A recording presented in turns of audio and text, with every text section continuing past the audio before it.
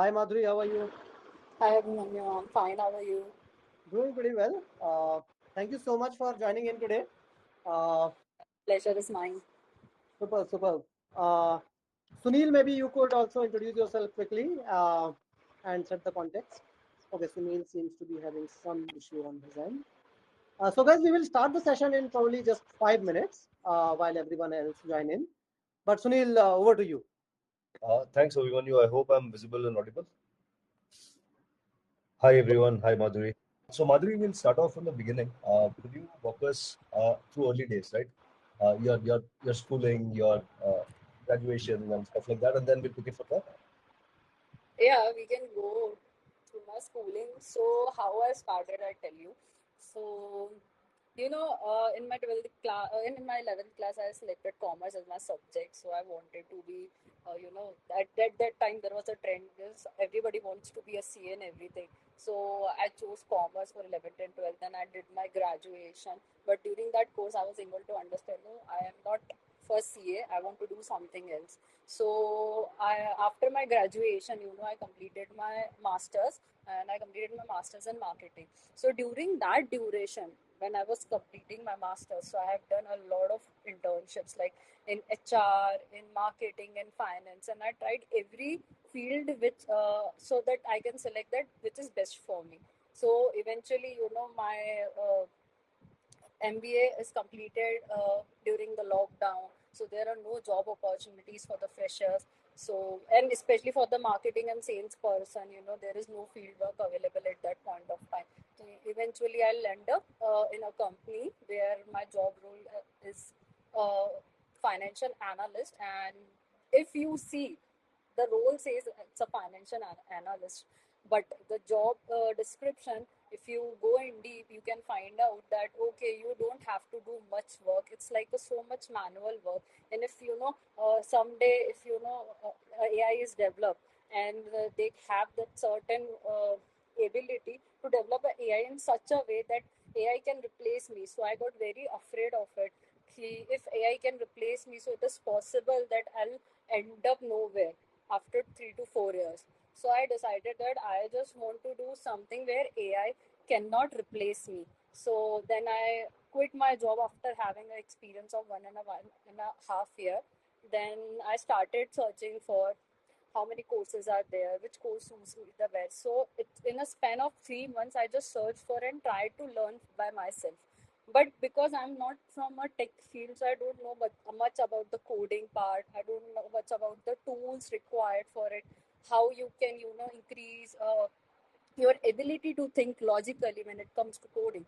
So I decided to join Scalar. Once, what are my expectations from the Scalar? I'll tell you. My expectations are one, I need guidance in this field, how to learn tools, from where to learn tools, and how to develop your logical thinking. Second, yeah, most important, everybody wants to enter in this field, so some placement assistant is also required from the Scalar. So then I joined Scalar eventually, and I placed in Razorpay in last month. No, not in last month, like 3 months back. So that's the journey from my schooling till here. Right, right. Thanks for that. Madhuri, could you shed some light on how your overall approach to the program has been? Right from the time you enrolled into the program, how were you balancing attending classes with everything else that you were doing? What were some challenges that you faced? What were some things that you felt were very helpful in your placement journey and so on? From a curriculum standpoint, from a teaching standpoint, from a preparation standpoint. So, from a teaching standpoint, I say the instructors are so good. They teach you from the very start, from the scratch, how to write a print function. Because from non-coding background, you need to understand that how function works, how you write the code, how you know the syntax, everything. So that helps. This instructor just give you the outline of everything. Now, see, Scalar give you guidance, then you have to work on yourself to develop such skills. So how that also is provided by Scalar to me. Like there are assignment questions, there are homework questions, then there are projects to do hands-on your skills. So how I approach? First, I attend a class. Once I attend the class, I'll next day I'll revise it because there is 3 days class now. So one day you will get for the revision. On that day, I'll do the revision. After the revision, I'll solve my assignments. Once I solve the assignment, so in the class, instructor will tell you that which website you can refer for additional questions to solve. So then I'll go to that website. So there are a couple of websites for SQL, Python, NumPy, and everything. So I'll pick one website. In the early stage, I used to solve all the easy questions from all the websites. You just name it, and I'll solve the questions over there. Then first I solve the easy level part, then comes to medium, then comes to hard level. So I use this format to prepare for any technical skills if I want to prepare, whether it is SQL, Python, or NumPy Pandas library. So that's the approach. And yeah, there are some assignments or some projects which are given by the scaler, so I want to do it on time. And then once my assignment or project is done, then I'll take the review from the mentors or the instructor or TA is available to get to know that where I'm going wrong or where my approach is wrong, or where I can see that, okay, I can look things in another other way also, which, instructor or TA will tell you whether I'm going right or wrong. So this is a pattern which I use for a couple of months just to get hands on my skill. From the entire list of topics that are covered as a part of the program, for somebody who is coming from a non-tech background, what topics do you think uh, students should necessarily focus on to make that breakthrough from a non-tech to data analytics?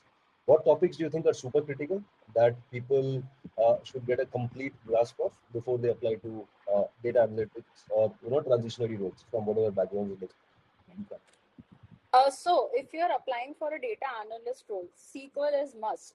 You need to have a hands-on, like an advanced learner. You need to know the SQL, because in the technical round, what is asked to me is SQL, Excel, and some part of Pandas and NumPy. But they are more focused on SQL part. Like they asked me nitty-gritties of the SQL also. So I think, yeah, that's the one thing I'll say, that if you want to go into a data analyst field, first work on your SQL skill. That is the most important thing for a data analyst. Now coming to the placement part of it, could you walk us through your placement journey? What were the kind of places that you applied to? Uh, uh, what learnings you got? Maybe there were some interview rounds that you did not clear. There was some feedback loop. Maybe there were some interview rounds that you did really well in, where you thought you could do even better, right? Could you walk us at a holistic level, not necessarily Razorpay, overall your placement journey? So I honestly speak with you. So I thought that I'll not apply for 3 months. I'll just focus on my skills, nothing else. Because one thing is required is your skills. When you have that skills, in the industry, everybody is ready to give you a job. So for the first 3 months, I didn't apply for any job. Then the second thing, where I was lacking in my resume part. So I took, I think, 4 to 5 mentor sessions just to get my resume corrected at an industry level. Once I got it, then you won't believe, but Razorpay is the first company where I applied and where I got the job. I take the pre measures because I don't want to get that rejection. I was prepared that if I'll go it completely with that power that nobody can reject me, because I developed that skill and I work on it from last 4 to 5 months. So yeah, that was my journey. Got it. Got it. At what point did you feel you were ready? I get your point around, only applying to places when you felt you were ready. What was that point of inflection? When did you suddenly decide, yes, today I'm going to start applying? So yeah, first thing is that I set a certain target that at this level I learn this technical skill. That for SQL, I have set a target that once I'm able to solve hard level questions on any website, or the questions given by your instructor or mentor, if you are able to solve it, then you are ready for your technical rounds. Correct. Then second part is for the data analyst, you need to know the how you do RC, root cause analysis. So once I was in that module, I'll know that if I'm able to complete this module successfully, and if I'm able to practice this module multiple times, then I'm ready for the interviews. So these are the two things which I focused on, and then I started applying. Got it. On the mentor sessions piece that you had touched upon, right? Could you talk about a few things that you discussed with the mentor? What was the direction of these conversations, right? Was it primarily for resume review? Was it primarily for interview prep? How did you best make use of these mentor sessions? So I used mentor sessions for mostly for my resume formation, because resume is the first first appearance of your how the candidate is. So mostly my sessions related to resume. So I talk about that. What is the first thing that interviewer want to see on your resume? That's my first question to my mentor. Then he said that okay, you need to put skills like that, and what are your previous project, what you have done in your previous company. So usually what people does is they put their job description in the resume, but they don't bother to mention that how they worked, what are their projects. So my mentor told me that try to put your work and create certain projects out of it, whether you did it in that certain level or not, but to showcase that you have done something, put your job description as a project. So I started over there. Then there are certain guidance given by the mentors that how you should showcase your projects, how many lines, how you write the title of it, how you write the problem statement over there. So it took me 4 sessions to just to write those projects in my resume, so that whenever my any interviewer is reading your resume, they got that understanding. Okay, this person has done something in the previous company. Whether that person is from tech background or not tech background doesn't matter, but if you showcase that numbers in your resume, na, that the interviewer feel confident about resume. So that's why that's how my resume got selected in Razorpay. Got it. One of the most common points of feedback we also get from enterprise partners is that for a project to be meaningful, it has to appear complex enough and it has to appear impactful enough. So, Madhuri, if that's not a problem with you, could you shed some detail on the kind of projects that you used in your resume without revealing too much confidential information? At least at Okay. a fundamental structural level, if you could walk through, this is what I've done in my job. This is how I showcase that as a project without getting into confidential data. Okay, so what I done in my previous job, I'll tell you. It's a financial analyst job. It's in BFSI industry. So what you need to do is there are certain guidelines you need to read, and then on the basis of it, you need to analyze those documents that document suffice those guidelines or not. If they are sufficing it, it's okay. If not, then you can reject that document and ask for the new document. That was the complete job description in simple terms. Now, I can't say that I done this job because I want to go into an analyst field. So I need to show that because my job role says that it's an analyst role. So I can play around my stuff. Okay, so what I did is first there are certain projects which are going in my company. So I was just a part of those projects in a very you can say at an entry level. I was part of those projects, that what are the problem statement, just to identify as an analyst what I feel that these are the problem statement, because I told you na, they are in a verge of converting all the process into an automated process from manual to automation. So I know that there are certain projects going on. That's the part I know. Then I collected all the information that how they are switching from manual to automation, and that process I divided into projects in my resume. Okay, so then how I showcase my projects, I tell you, I'll define a title of that project. It's like 3 or 4 words. Then I'll decide that what is the problem statement. Then I'll write in the one sentence, I'll write that this is the problem statement. In the second line, I'll write that what is the solution given to that problem statement. And the third line, I'll write the impact and numbers. How much my solution impact the company. It can be in terms of minutes, it can be in terms of time, in terms of monetary value, or in terms of how the process percentage of process improvement. So this is the way to write a project in your resume, which I don't know earlier, but because of the mentor sessions I come to know that these are the certain things you need to follow to showcase your project in your resume. Got it. And were these projects touched upon during the interview process? Did During the the hiring manager talk to you about these projects during the interview process? Or yeah they talk. take a step back otherwise. We can walk through the entire interview process, right? You got a shortlist at Razorpay. What followed from there after the shortlist? What happened next? So after the shortlist, first the technical round happened. Like it's for 1.5 hour of technical round. They don't give you a SQL editor to write the SQL queries. They give you an Excel sheet. and they'll give you a table, or they define the table over there, and they ask the question. You need to write that SQL query in that Excel sheet.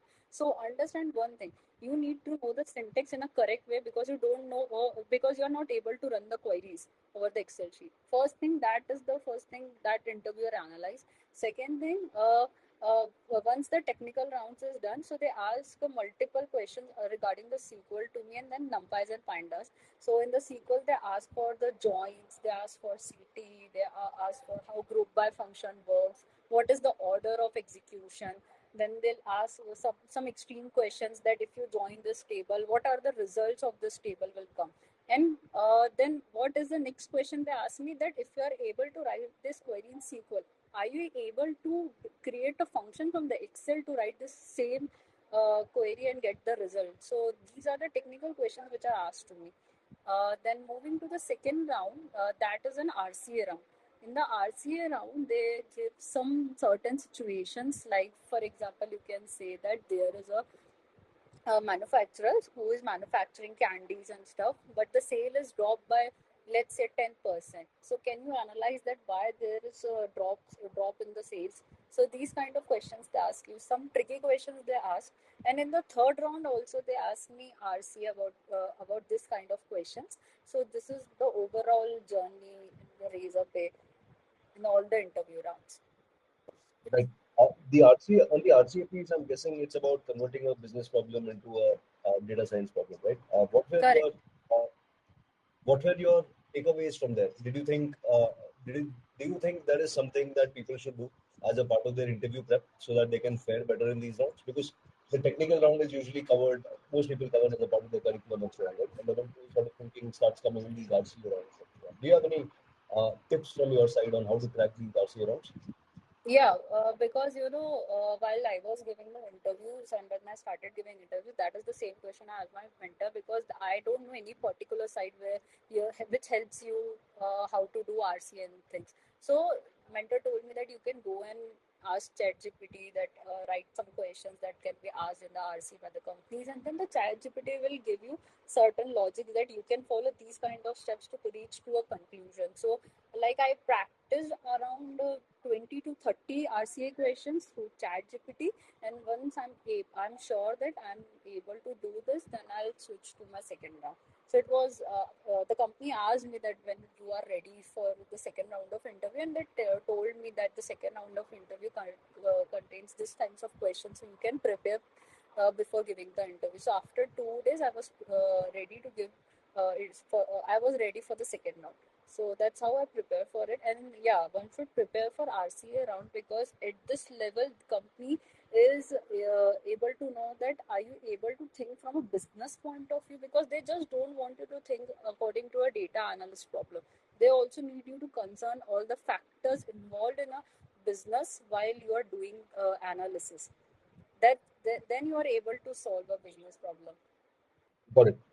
So once these technical rounds are completed, both the SQL round and the RCA rounds, I'm guessing you would have had a HR round as well, HR or a hiring manager round, so to speak, where they would have gone into greater depth into your background, your motivation to apply to the company, and so on, right? Did you come up with a question where they asked you for your motivation moving from a non-tech role to a technical role? How did you address? I think one of them had put it up in the questions as well here, right? Did they ask you why are you shifting from commerce to data? What was your answer? So I basically what I told them, what see, it doesn't matter you are from commerce background, you are from tech background, non-tech background. It's a behavior analysis is a behavior. Even if you are working in sales job, you need to analyze the people behavior also. So if you have that skills in you, you can switch easily in any industry. So my answer was that, okay, yeah, I've worked as a financial analyst, but I know that there is one skill which I can develop in the next upcoming years, and I know that this skill will help me. And I've also know that this is a rising domain. So and I'm in the early start of my career, so I can easily switch. So they asked me that, okay, you are in the start of your career. What if you are in the middle of a career? Then I'll ask this. I'll set the same thing Yeah, because I want to do something in my life which I've thought that analysis is a part of my day-to-day life. So why not use their skills to earn some money? So they are like, okay with this answer. Yeah, that was my answer. And once you are able to answer that, you cover all the factors of your life. So my manager told me, he's my current manager, he told me that when you were telling about your life, that how you analysis that you want to go in this field, this that shows that you have that analytical skill, but you need a certain technical skills to top up of it, so you can enter into this industry. So one thing I'll say, that if you analyze yourself, if you find that okay, you have that analytical skills, you know the ifs and buts, you know you can go to an every situation to know the pros and cons of every situation. So that you have that analytical skills, is just that you're required to refine your skills and go into that industry. Got it. And as a part of the hiring manager round, they might have deep dived into your projects as well, right? Projects, like you mentioned, are quite significant for earning a shortlist. Uh, what kind of questions typically come around projects? Is it validation questions, or do they try to find out what your learnings are? How do questions around projects typically work in an interview from your experience? So yeah, they asked me the validation questions, and they asked me that how you justify these numbers by the solution you have provided. So then, I have to explain that the process, what is the manual process, how we are shifting, how it is cutting the cost. So they ask the deep dive questions about the projects. But if you are able to answer one or two, don't ask you much about the previous projects, honestly.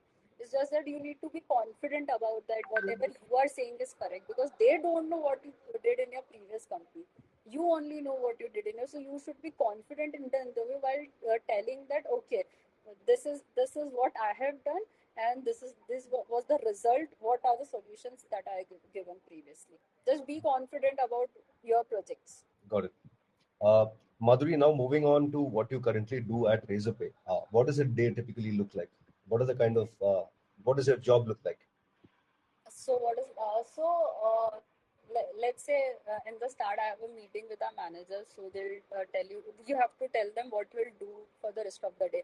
So there are certain projects they will give you, just the statement that this is the current problem going on, and then you need to find out the data set which you want to use, how you clean the data set, what are the questions you should ask, so that you can reach to a solutions. They'll just tell you that this is the current problem going on. You need to do the RCA. You need to validate that RCA with your numbers. You need to do the hypothesis testing on those data sets. So practically speaking, whatever you are learning in scale up, that's all you have to do in your job. That's how my day looks like. Every day this is the same thing. One or two problems comes to me, then you need to finalize, or you need to analyze, and then you need to use certain technical skills like SQL, NumPy, pandas, day-to-day skills which you need to use in your job to come to a conclusion, because at the end of the day your manager will ask you what are the numbers. Right, right. Where we Uh, stand. Another question pertaining to your job. See, one is having the technical skills to do a particular job, which is there, right? The other one is having some sort of industry experience, given that Razorpay operates in a very specialized industry, right, which is financial services. Correct. At any Correct. point Correct. in time, did you feel that lack of industry experience was hampering you in some form or shape? And what did you do to ensure that gap was bridged as much as you could? Yeah, so in the start, in the couple of days, I feel that because there are certain terms I was not able to understand. So there are two things. Either you can ask to your peers, or you can do the Google search. Most of the time I'll do the Google search and try to understand the terms, what that terms means, and how the calculation is done on the top of it. Or I need to ask peers, because if it's not sometimes it's not about the field, it's just about your business problem and the terms which are specifically, or abbreviations which are specifically used by your company. So yeah, I faced that problem, but yeah, it's like in the start you will face this problem. After few months you are used to it, and then you'll go with the flow. Got it. Got it. Makes sense. I was just looking at a few other questions provided by the other learners. Uh, there are questions around resume. Chandan, there is a LinkedIn link that has been given. Madhuri, I'm guessing your LinkedIn profile is not very different from your resume, right? overall in terms of No. experience and things like that? Okay. Correct. Madhuri, just in case if you do have your resume handy with you, would you mind maybe opening that and showing that to you? Sorry, Abhimanyu. Actually, I was connecting with my work laptop right now. Okay, all right. But But I'll maybe share later on, with you. yeah, we'll share it in the WhatsApp group so that you all can refer that what kind of resume helps with shortlisting. And there is one more thing I'll need to tell you, that there are some career sessions going in the Scalar when I was applying. So that career session also helps me to, just change my resume a little bit. Then I'll took the mentor sessions. So yeah, guys, if you don't attend those sessions, please attend that. Those sessions are very helpful. Quick poll: how many of you have while it might not be active for some of you because you like your early stage of the coursework might be going, but for people who have already finished, let's say MySQL etc. module, how many of you have attended those career sessions? Subhash, for example, have you attended those career sessions where the guidance is provided on how to polish your resume? Please do make sure, because this is a problem. I remember Sunil had mentioned me that a lot of people are not joining those sessions. But if you don't, then basically you might be just putting efforts which will not lead to outcome. If your resume need polishing, until and unless you do that, no matter how many roles you apply to, it will not get shortlisted. Right? So please do make sure that you attend those career sessions, which are meant to help you give inputs on what refinements help. Just adding to what Abhimanyu is saying, adding to that, I'll just walk through what those sessions does. In those session, the instructor will pick some of the resume which you share on the chat, and then he try to find out what are the mistakes you have done in your resume. So one of the instructor took my resume, and he told me that, okay, this resume looks like a data analyst resume, but I'll not shortlist this because the formatting is not correct. Some words are here and there.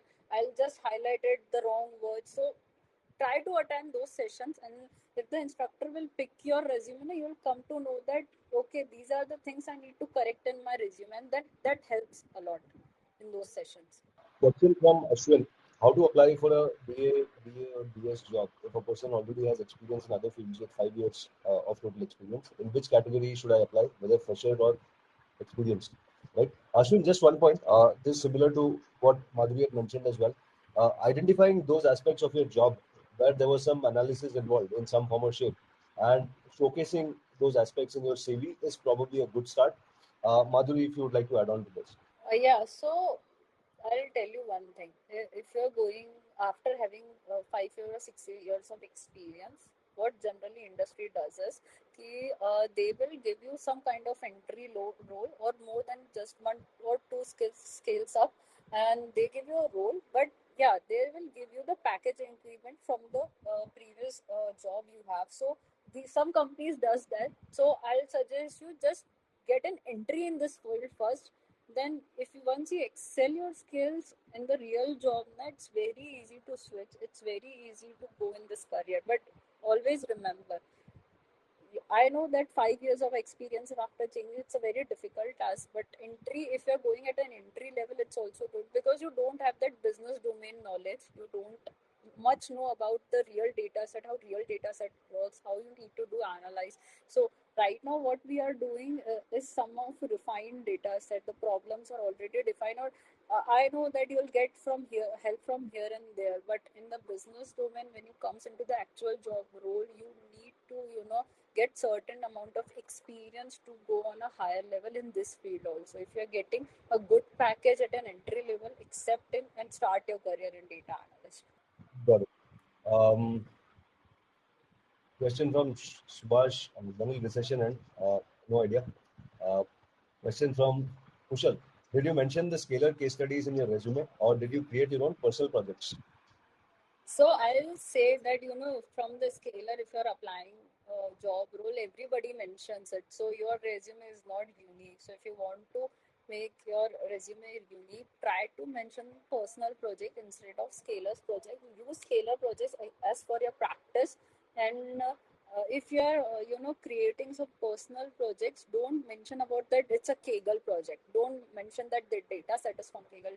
Just say that you identified this problem and you got this data, and then you apply certain logic and these are your results. Don't mention that you use public forum or you use scalar uh, projects, because that was happened in my interview. The interviewer asked me that do you have you done any other projects, because I haven't mentioned any personal projects of mine. So the minute I mentioned, he told me that there is another candidate from the scalar, he mentioned the same project. So it's kind of embarrassing at that point of time, because the interviewer know that you are practicing on the things which is given to you. You are not identifying your own problems. So don't mention, just pick up some projects from the public forum and try to analyze and present it in such a way that you identified this problem by your own, instead of taking help from anybody. Right. I will add a little more to that. So there's a very good platform called Data Science Portfolio.io. This was also shared in one of the previous sessions that some of you might remember. I'll post the link.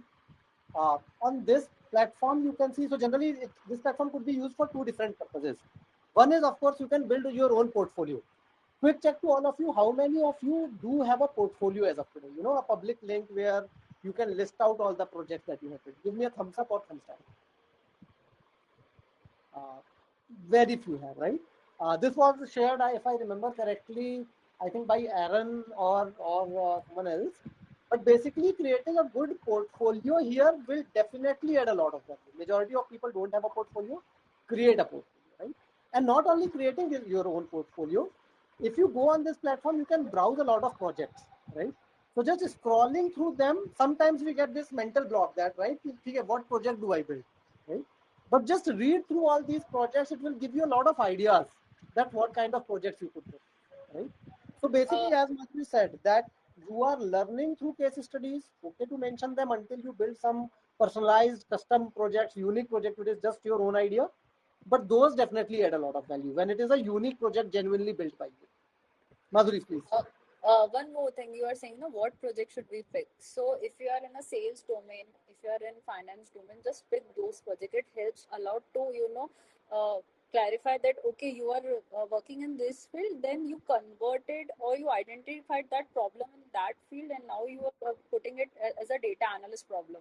That is the one thing I add on, because I took projects on the financial data only. I never go in the e-commerce, I never go in the sales field. I took projects which are related to the financial problems. That helps.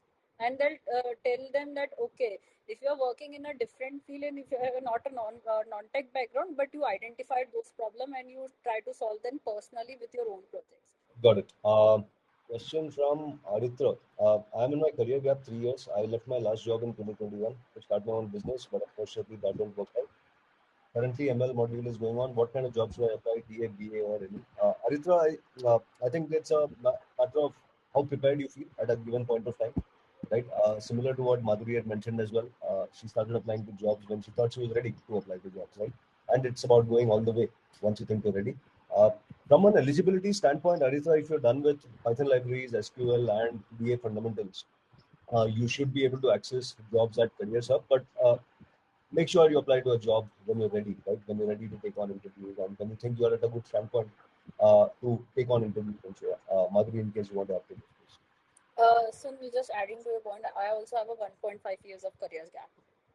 Yeah, because I took a break from my previous job, and then I started learning data science and machine learning. So it doesn't matter that it's whether you have a career gap or not. If you have skills, you will get a job in this industry. And second thing, people are asking me about the package and hikes and everything. So at an entry level, companies giving me a decent hike from my previous. They are even not considering my gap.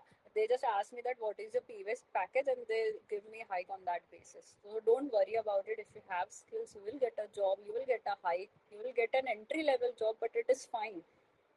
You are earning in your field which you want to work.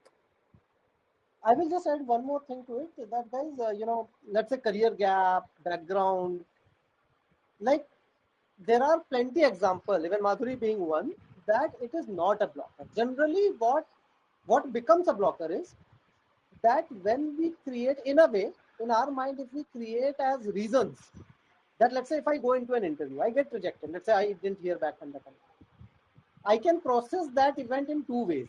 I can either start thinking, oh, I have a career break, that is why they are not selecting me, which is not the truth, right?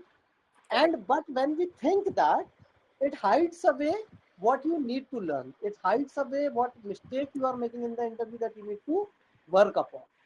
Remove all those notions from your mind that a company would not hire you because of career break or with what you studied in your, let's say, graduation, etc.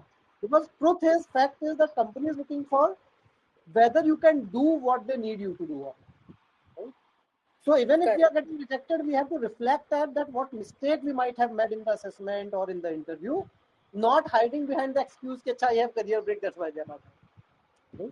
Just remove that from your mind. That's necessary. Rejections are okay. Some rejections are absolutely bound to happen, but we have to identify the mistake and improvement. So yeah, adding to what Abhimanyu is saying, so there are mock interviews going on in the Scalar. So I attend the mock interviews. So in one of the mock interview, the mentor has given me week higher. So I was disappointed, but then I collected the feedback from the mentor that what went wrong, and that was the same mentor for my next module, and again I given that mock interview to that person. So I collected the feedback, I work on those skills, and that mentor recognized me that I was the same candidate. So he asked me the previous questions or previous data set where I did wrong, and then he told me that it's good that if you are working on your things where you are lacking. So collect those feedback, and ask those feedback from your interviewer also, that if something went wrong in it, ask them what went wrong. They will tell you that this went wrong in it, and try to work on that skills. Once you are able to work on those skills, you will come to know that okay, you are getting one step closer to your job where you want to go. Question from Chayan: companies that you're applying for, if you do not get a salary better than the previous salary, but you get a chance to work in analytics, will you accept that offer by the company? Chayan, I think it's a matter of personal choice. Although, try to play the long game here. If you're looking to transition into analytics, treat this as a foot in the door that you can build on subsequently, lay a strong foundation, and then the hikes and the promotions will follow eventually. In case Madhuri, you want to add to it. No, that's what is covered. Question from Karthik: can you please tell me which process you followed to solve questions in LeetCode and HackerRank? So I'll tell you the process. I'll selected the HackerRank, LeetCode, Start Scratch. There is some more website. So what I did is I first, take all the easy questions. If I'm trying to solve SQL questions, so I'll solve SQL questions, easy SQL questions from every website. Once you get your hands on easy one, then move to medium level, then move to the hard level. And once you've done all these things, now I think that's enough for your SQL. And if you want to work more on your SQL or any other skill, just try to create projects on top of it. That helps, and that is more than enough. Question from Pawan: according to you, which domain you observe better opportunities compared to the others? Question from Pawan: according to you, which domain do you think has better opportunities than the others in data analytics? Which industry? Sir, it's depend upon the personal choice, because my previous experience in the BFSI industry, it's more of a financial services. So I want to move on a career where I can do fintech touch. But if you want, you can go in fintech, you can go in e-commerce, because these two industry, I find that there are a lot of opportunities going on these particular fields, and healthcare also. Yeah, these three are my preferences, but the most preference is fintech, then e-commerce, and then healthcare, because I don't have that experience in the healthcare, so I find it least applicable to my current job role. So that's how I decided the industry level. But these are the personal choice where you are working, in which field, in which domain you are working. That's then switch according to that domain. Domain knowledge will help you in data analyst also. So try to stick to one domain instead of switching domains from like, what say, if you're working in a marketing or in a sales and you want to go in healthcare, so it's a little bit tough for you to change. Got it. Question from Afrin: in my case, I don't have any work experience or a career gap. After graduation, I didn't work, so I have done engineering. I want to know how will it affect my hiring process and how can I cope with that? So if you just completed your graduation, it doesn't affect you because the manager or the hiring person know that you are a fresher. So they'll ask you questions like a entry level fresher questions because they know that you don't have a business domain knowledge. So don't worry about it. Just try to find out the jobs where experience is not required. That's the only thing you need to do, and work on your skills. And to add to that upskilling, see, as Madhuri mentioned, that you have to apply to fresher level roles. If you are applying to fresher roles, they will expect what they expect from any other person. The Exactly. more projects that you build, for example, the kind of projects that you could explore on that data science portfolio portal that I had shared, read through more of them, try to build some projects which solve some real world problem, some of the problems that you see around you, right? So those kind of exposures will prepare you more and more. So basically, you have to invest time right now that you fulfill whatever has been missed as much as possible. And at the same time, if you are applying to fresher roles, companies are going to expect from you what they expect from a fresher. One question pertaining to SQL, which you had mentioned was quite critical in terms of overall preparation. Question from Adarsha, for now, if you're learning Python, how do you cope with SQL, which was finished earlier? What I'll do is I divided by studying hours that I have to give 1 hour to the SQL and this number of questions you have to solve in a day. The targets are decided based on which type of level question hardness level questions you are solving. So if I'm practice Python, maybe I'll give more time to the Python, but I'll try to give 1 hour or so to SQL problems also. You have to practice it with the Python if you're practicing. Practice both the technical skills simultaneously and divide your studying hours accordingly. So if you are studying 3 hours, so give 1 hour to the SQL and 2 hour to the 2 hour to Python. And depending upon the hardness level also. If I'm solving easy questions, I'll give 30 minutes. If I'm solving medium questions, I'll give 45-50 minutes. And if I'm solving hard level questions, I'll give 1 hour and 1 hour, 1.5 hour.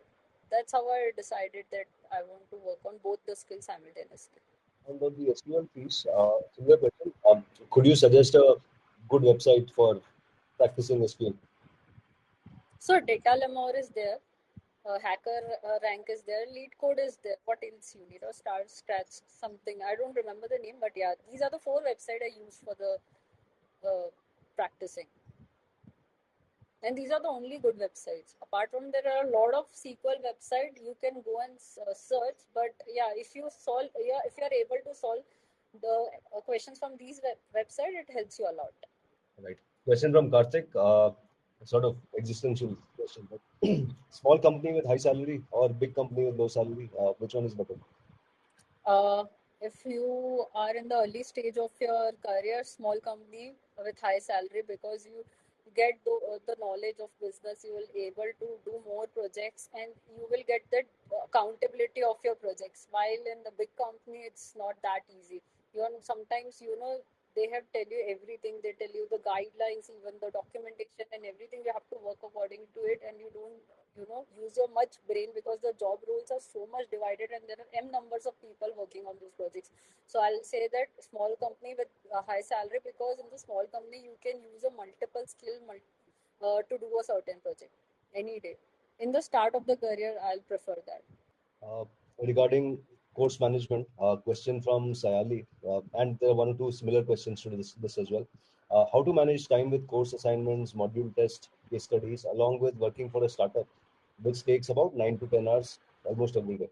So how I manage is so if there is a class, I'll need to attend the class. On the second day, you will get a gap. On that in that gap, I used to work on my previous problem if I had any. Work on the assignments, and I'll try to finish my assignment within 1 hour because assignments are easy. If you are attentively attending your classes, you find assignments easy. And once the assignments are done, you can work you have that 1 or 2 hour additional with you, so you can practicing like I said that 1 hour for SQL, take 1 hour for SQL, take 1 hour for Python. And the small steps converts your whole process into a big thing. But be patient about your process while you are working on it. Don't hesitate, okay, that I just study 1 or 2 hours, my skills are not improving. Patience, give some time to your process. One, 2 to 3 months are gone, then you are able to realize that how far you have reached by adding just 2 to 3 hours of your day with your current career changes you are doing right now. Right. So follow-up question. So how do you keep that motivation to drive 2 to 3 hours every day? Right. This is a question from Chayan as well. Have you ever encountered overwhelm? Have you ever encountered being overwhelmed? How do you keep yourself committed and motivated every day throughout the entire journey? So there is one thing in my mind that I want to change in my life. I want this big change in my life. I don't want to stuck in a company in a niche market where I'm not able to get a job after if I'm quitting this job. So that is the one thing I need a change, and I want to do it in this couple of months. And that is the only motivation I have in my life. I don't want to because sometimes there are ups and downs coming. No, so I'll took a mentor session. I'll talk with my mentor. So they'll tell you, okay, everybody thinks like that. Everybody goes this kind of process. You get that tension in your head, or that stress level increases because you are not getting a job. But trust me, once you start working on your skills, nobody can stop you. Just keep in mind that you want to change something in your life. That is the only thought I have in my mind. And still I have that thought that I want to change something in my life. I want to improve. I want to improve. From the Scalar said that improve 1% every day. That's the code stuck in my mind when I was working on my projects or working on my skills. Right. Uh, Question from Gokul. SQL and Tableau is enough to apply for a DA job. Gokul, typically what we've seen for entry-level roles in DA, SQL, Python libraries, and visualization, basically what is called VDA fundamentals in your course, primarily gets you there. Necessary but not sufficient, so to speak. You have to be good at extensions to that as well. Go deep as far as these three skills are concerned. Correct, Sonal. Folks, we are nearing the last 6 minutes of this session. In case you have any questions on topics that have not already been covered as a part of this session, please put them in the questions tab. Meanwhile, we'll take a few more questions that are there. Madhuri, if you want to take up any questions from this list in specific, maybe you could do that as well. So there is one question from Courtney Darshan Kumar that he was an entrepreneur in a retail sector. So still stick with the retail sector. There are n number of problems in the retail sector, like the inventory management is there, then how they are placing the order. These are the problems which are in retail sector. Stick with the retail sector. Try to find out and then convert that problem into the data analyst problem. Right. That will help you. I'll just add to what Madhuri said, that in retail, actually, data analytics and data science is very, very powerful tool, right? I can talk about few examples that, so for example, BCG is a very large global consulting firm. A friend of mine who used to work there, the project he had picked was basically they wanted to increase revenue of each, let's say, a large store chain like Reliance Retail Mall. Now they will do a lot of analytics on that, which products, when kept on a particular shelf at a particular location at a particular price point, is leading to increased revenue, right? And this is all there in data, right? And basically only by the data analytics they were able to, I think, change the total retail volume of that retail chain from almost, I think, 400 CR in a year to 1200 CR in a year, right? Only by just doing the right data analysis and going with the right recommendations to change the store layout, pricing, etc. Again, go to these projects on data science portfolio like platforms. Read through retail specific projects that people have done. Try to come up with your own ideas, that with all the analytical knowledge that you are building, what kind of problems you can pick up, what kind of insights you can derive, and then try to put those projects on your portfolio and resume. That will make your profile very, very attractive to many people. Correct. So there is one more question: how useful are visualization tools in financial or business analytics roles, and what SQL, Python, DSA visualization needs to be prioritized the most? So I'll say that first prioritize your SQL, Python, and DSA. Then once you get your data and once you get your final numbers, then you have to convert those numbers into the visualizations for your stakeholders. So visualization is important, but first you need to understand how you will convert that data so that it is visual. You can easily visualize for the stakeholders. Work on SQL, Python first, then on the visualization tool. Got it.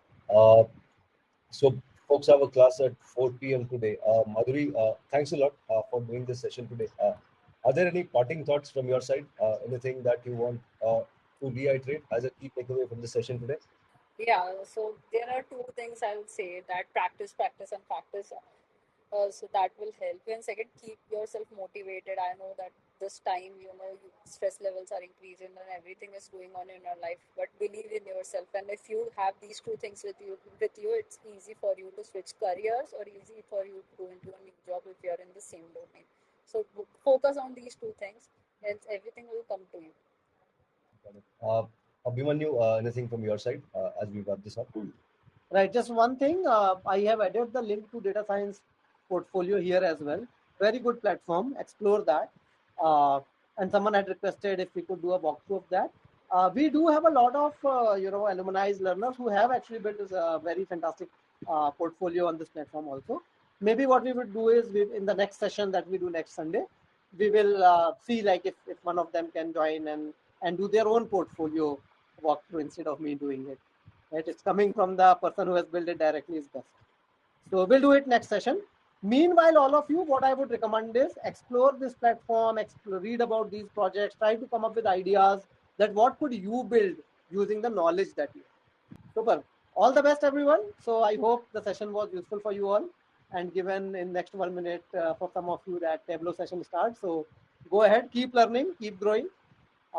And again, looking forward to host not most, but all of you in the similar session on the other side of the table in the years to come.